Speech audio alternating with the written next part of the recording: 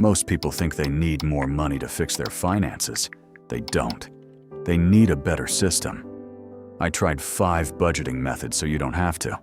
And by the end of this video, you'll know exactly which one to start with. Why budgets fail. Before we get into the methods, let me be real with you for a second. Budgeting fails for most people not because they can't do math, but because they pick the wrong system for their lifestyle. It's like wearing shoes that don't fit. You can walk in them, but you won't get very far. So today we're testing 5 methods: the 50-30-20 rule, zero-based budgeting, the envelope method, pay yourself first, and the no-budget budget. I'll break down how each one works, what I liked, what drove me crazy, and then I'll tell you which one I'm actually sticking with, and who each method is best for. Let's get into it. Method 1. The 50-30-20 rule. All right, Method 1. The 50-30-20 rule. This is probably the most well-known budgeting method out there, and for good reason. The idea is simple. 50% of your income goes to needs: rent, groceries, bills. 30% goes to wants: dining out, Netflix, whatever makes you happy. And 20% goes to savings, or paying off debt. What I liked? It's dead simple. You don't need a spreadsheet. You don't need an app. Just 3 buckets. What I didn't like? The percentages feel rigid. If you live in a city where rent alone eats up 40% of your paycheck, the math just doesn't work.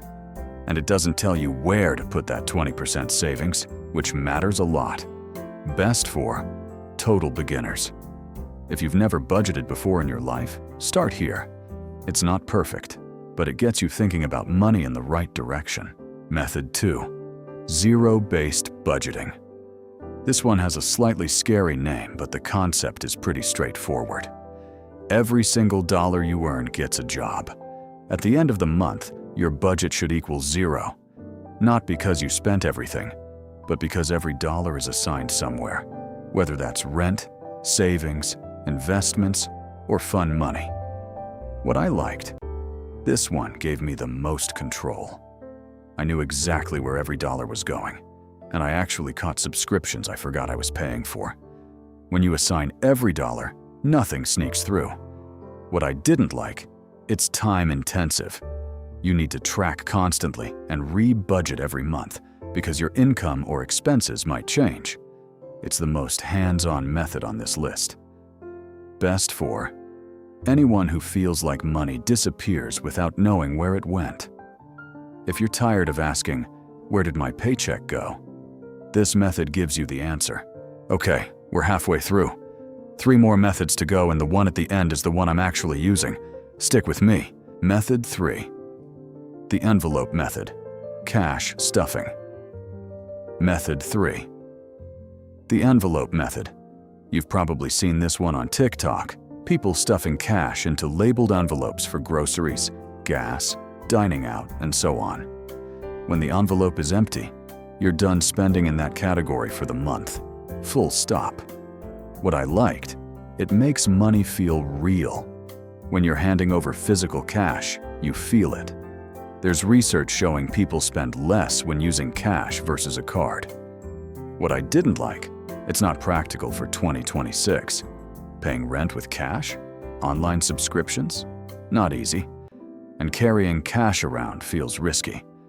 Best for people who overspend on discretionary stuff: eating out, shopping, entertainment.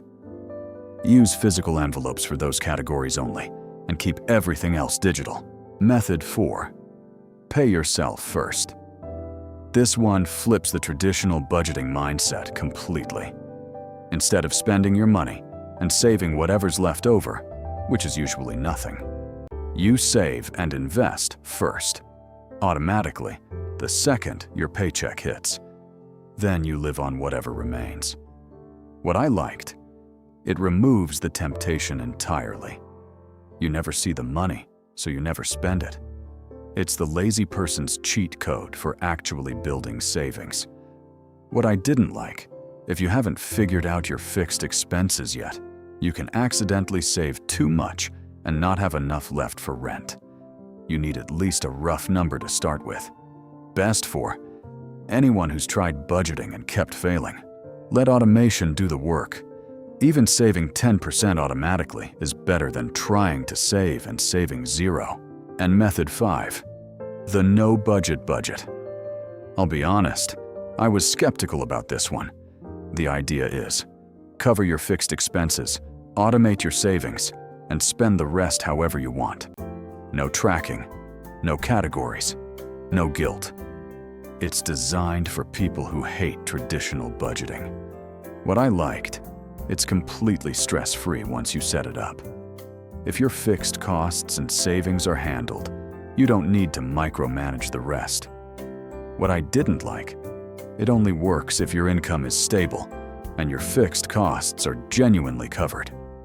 If you're living paycheck to paycheck, this method doesn't give you enough structure to fix the problem. Best for people who already have stable finances and just want to simplify.